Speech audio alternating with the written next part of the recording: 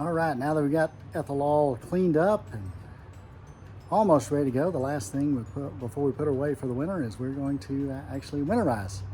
It doesn't get that cold down here, but sometimes we do have well below freezing, so I just want to be better safe than sorry, as they say, and get things winterized. So we'll walk you through those steps, or at least my steps anyway. You may have a different process, but anyway, this is how I do it based upon a lot of your feedback. And just a quick look at the tools I'm going to need for this step. Basically, tool-wise, I have a 1 1/16 socket here on my breaker bar to take out the plug out of my hot water heater, and we'll show you that here in a moment. We got the handy drill and the square bit to access the hot water bypass, and then a nifty little screw-in blowout plug where after I drain the lines I can put some air pressure on the lines and try and get out as much of the regular water as possible before I pump in the last item, which is this RV Marine Antifreeze. So generally it takes a little, not quite 2 gallons. I've got 2 gallons here and a piece of a gallon that was left from last year, and we're going to run these through and show you the process. And the first thing I'm going to do, you see here we have something called a low point drain, and we're going to drain the water lines. So I'm going to reach around underneath here. You might be able to see them here. Those are the valves. We're going to open those up.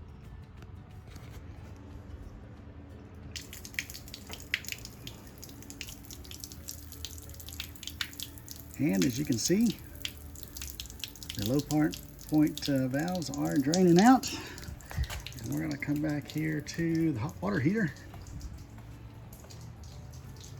And you see I have the pressure relief valve open to give a little air into the tank to break the vacuum that the low point drains are created, so it'll drain the hot water heater.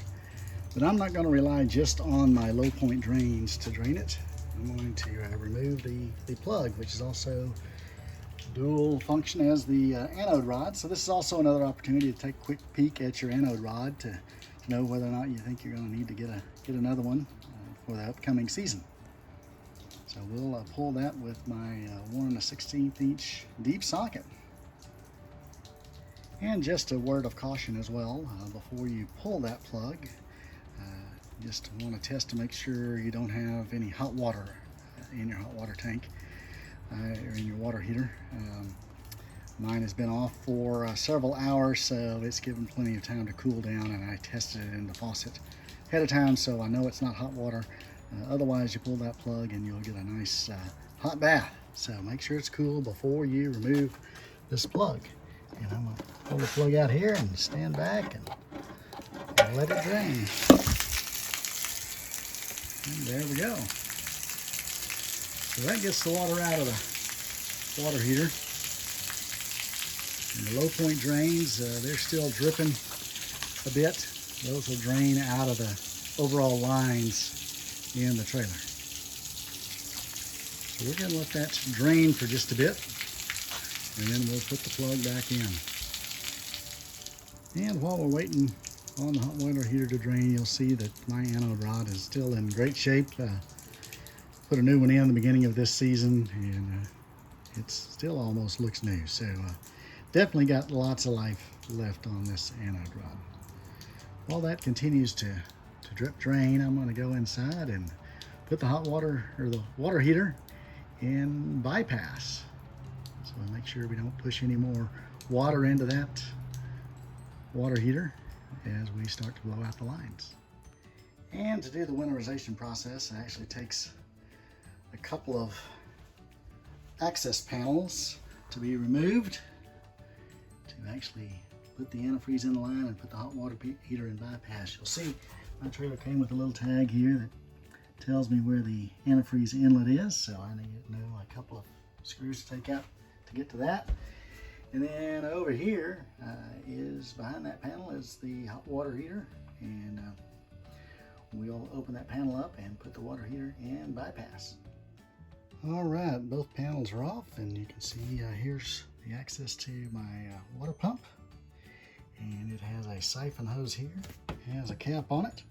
We'll just basically take that cap off and drop it into one of those jugs of antifreeze when it comes time here in a moment, and make sure we have that quarter turn valve rotated a quarter turn so it is on suction from the antifreeze jug instead of suction from the freshwater tank. But what we're in here for now, first things first, is we want to make sure that the water heater is in bypass. And right now, these valves are pointing basically towards the tank. So that means that it is in regular operation mode. And to put it in bypass, we just reach over, turn these, both of them, quarter turn.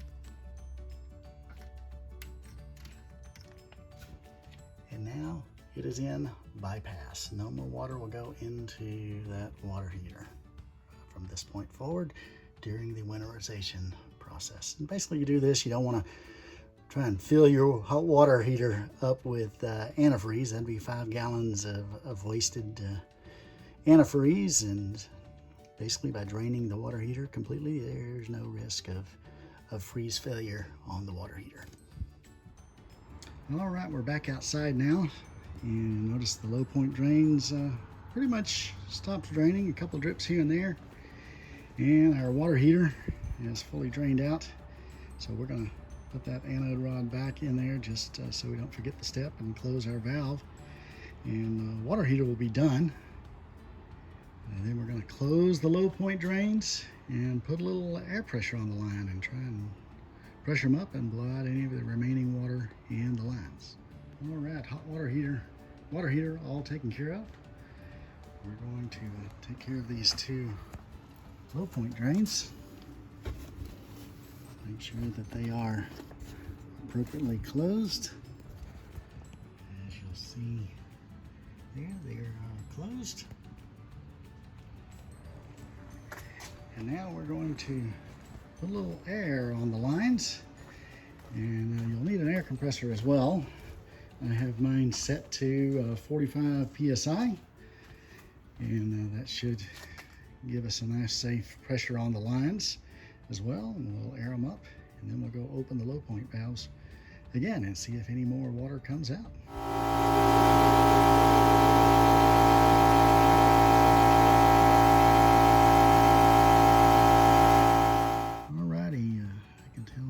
Stopped going in, so it's equalized about 45 psi on my handy dandy little adapter here.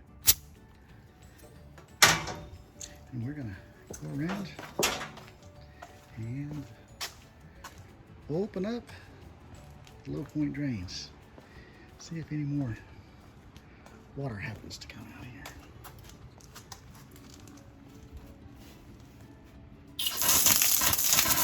Yeah, there we got water that came out.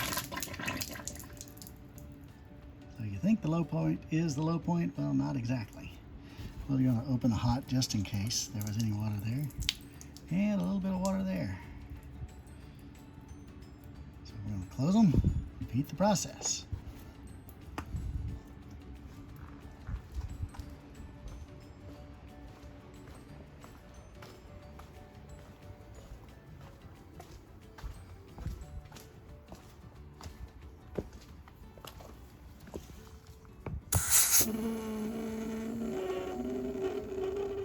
And one more time.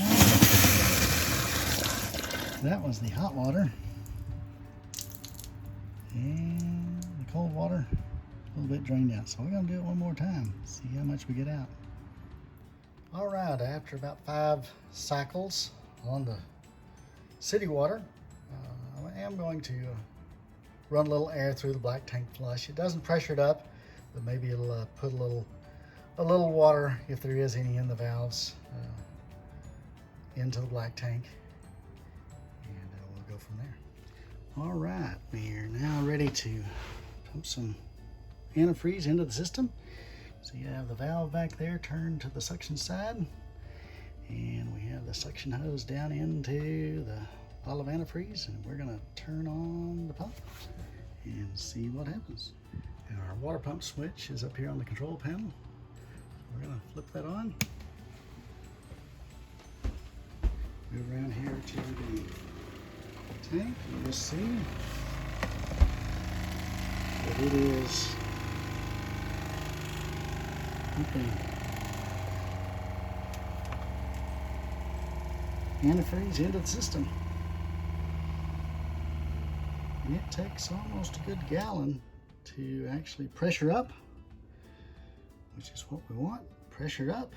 And now we're going to go about opening each of the valves on our faucets. And we'll start with the main sink since it's right here. We're going to open this up. Doesn't really matter which, hot or cold, it should have pressured up the whole system. We're going to run it till we get good pink. There we go, good solid pink. I'm going to flip it over to the hot side to make sure the hot line got pink through it.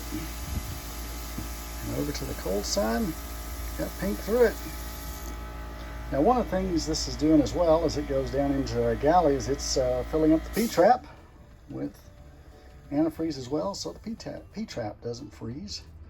And by just turning the valve off here on the sink, we should have all kinds of good pink antifreeze here in the stem of this faucet as well. And in the bathroom, we're going to make our way around to the valves. Open until we get a good steady flow of pink.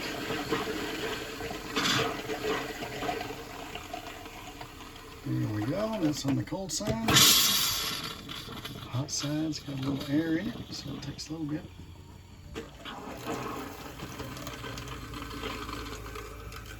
There we go, good stream of pink. What we like to see. And we don't forget the toilet as well. We're gonna depress the handle so we get a good stream of pink, and we're gonna let some down the tank so it'll make its way to our dump valves. So our valve system there doesn't freeze up as well. Getting all the air out of the line. Well, it sounds like we are running out of antifreeze. Let's go put another gallon of antifreeze on the suction. And sure enough, yep, we are not quite through the gallon, but I'm sure the hose has broke suction. So we're going to put another gallon on it and continue the process. All right, with more antifreeze, there we go. Got plenty there.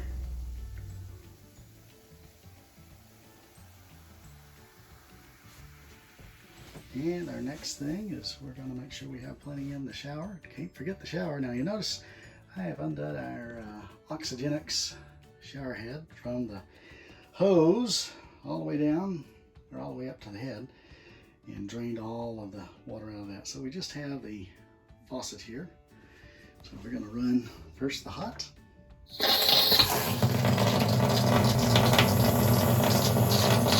Good stream of pink there.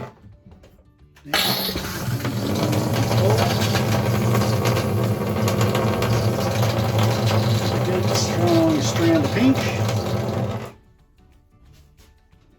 Now one of the things we're going to do is come back in and we'll wipe down all the surfaces that have pink on it, just so it doesn't leave a little pink residue. It does wash off, but just in prepping for your first trip out, you don't want to have to do a lot of cleanup before then. So we'll come in and wipe all that pink down.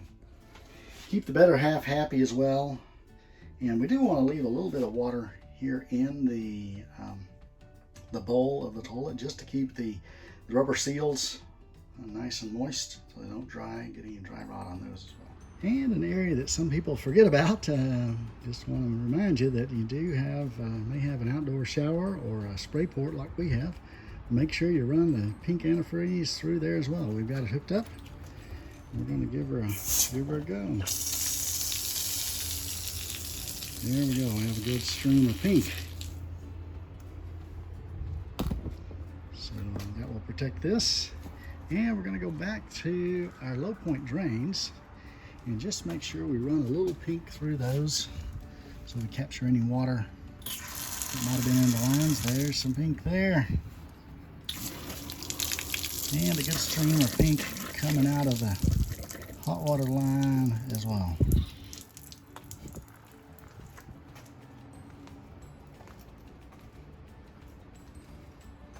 All right, now it's time to go back in and button things up. Now there is one other area I almost forgot. You want to make sure you check it out before you consider it winterized, and that's your freshwater tank. We don't use the freshwater tank a whole lot, but just in case there's any water that we've left in there from whatever, I'm going to open up our freshwater inlet, and then I'm going to reach underneath there, that nice white valve, pull the handle on that valve and make sure we get all the water drained out of that one as well. And as I suspected, as you can see a little drip coming there, there was a little bit of water collected in the valve, so good thing we opened it up so we didn't have us a frozen or even worse busted valve come next season. All right, that was the last of the winterization steps. So we've cleaned her up, lubed up all the seals, and got it all winterized, got Ethel ready for storage. We're gonna button her up, hook it up, and drop her off at our storage place. Hope you've enjoyed this video. Don't hesitate to ask any questions, like, subscribe, just to keep up with the adventures of Fred and Ethel. We'll be back to you soon. We got a few more tips and tricks and upgrade videos to show in the in-between season.